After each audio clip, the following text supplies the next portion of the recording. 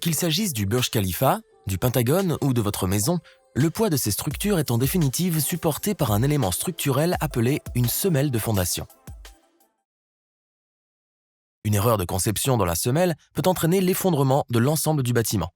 C'est pourquoi une conception correcte des fondations est cruciale. Les semelles sont la partie la plus importante des fondations.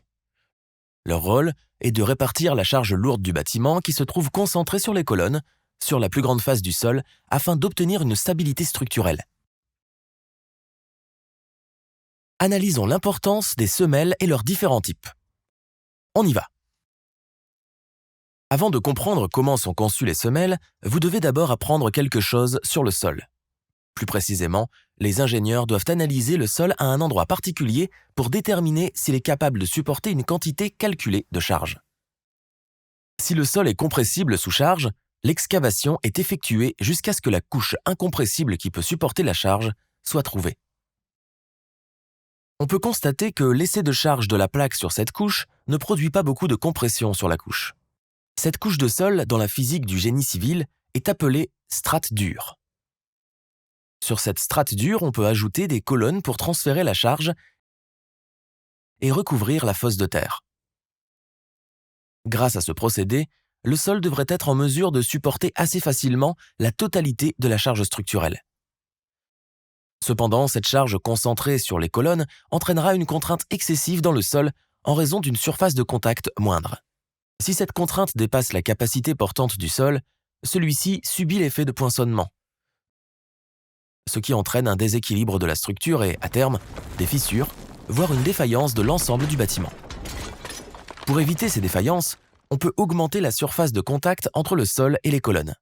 Ajoutons une plaque, c'est-à-dire la semelle, à la base de la colonne.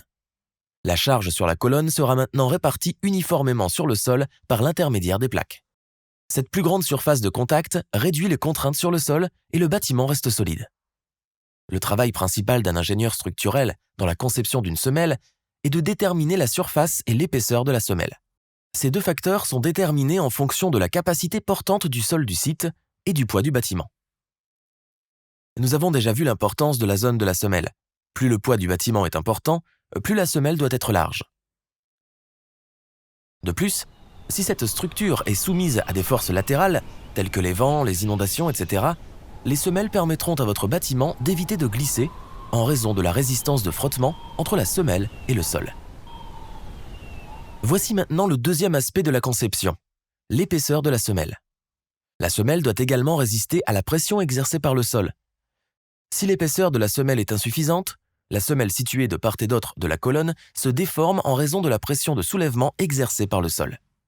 Cet effet est appelé moment de flexion appliqué. Vous pouvez voir cet effet dans ce résultat FEA ici. Pour éviter ce résultat, l'épaisseur de la plaque est augmentée. Et voilà, nous avons conçu une base plus solide et plus sûre pour notre bâtiment. Ce type de semelle ou semelle isolée est utilisé pour soutenir des maisons légères qui reposent sur un sol de résistance moyenne. Cette conception peut encore être optimisée sur le plan économique. Si on observe la pression appliquée par le sol sur cette zone, on voit qu'elle est uniforme. Cependant, le moment de flexion appliqué augmente.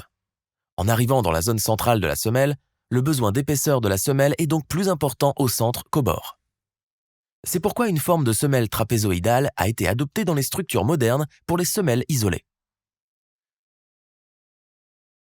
Cependant, une semelle de type tampon est utilisée dans d'autres types de semelles plus complexes. Supposons que les colonnes de votre bâtiment se trouvent exactement sur le bord de la limite de propriété. Il est évident que vos voisins ne vous permettront pas d'occuper un espace supplémentaire simplement pour étendre la semelle. Dans ce cas, la colonne est placée sur le bord de la semelle, ce qui entraîne un déséquilibre ou une excentricité de tout le transfert de charge sur le sol. Cette semelle peut supporter une structure de charge considérable. Toutefois, si la charge augmente au-delà d'une certaine limite, la structure peut céder. L'astuce pour résoudre ce problème consiste à transférer la charge excédentaire dans une autre semelle adjacente présentant une bonne résistance. Ce transfert est réalisé en plaçant une poutre de liaison entre les deux, qui fait office de sangle. L'une des colonnes de cette semelle à sangle aura généralement une semelle excentrique. De plus, dans certains cas, lorsque les colonnes sont trop proches les unes des autres, les ingénieurs combinent volontairement la semelle. Dans la plupart des bâtiments lourds modernes, les colonnes des structures sont pourvues de semelles réunies en un tout. Une seule dalle en béton armé est réalisée pour chaque colonne. Ces semelles sont appelées radiers ou matelas, et elles répartissent uniformément la charge imposée par un certain nombre de colonnes ou de murs sur le sol. Ce type de semelle est adopté pour éviter les fondations profondes qui, autrement, atteindraient une profondeur de 60 à 200 pieds. Dans une région où le sol est expansif, les fondations sur radier sont un atout qui réduit les risques de tassement différentiel.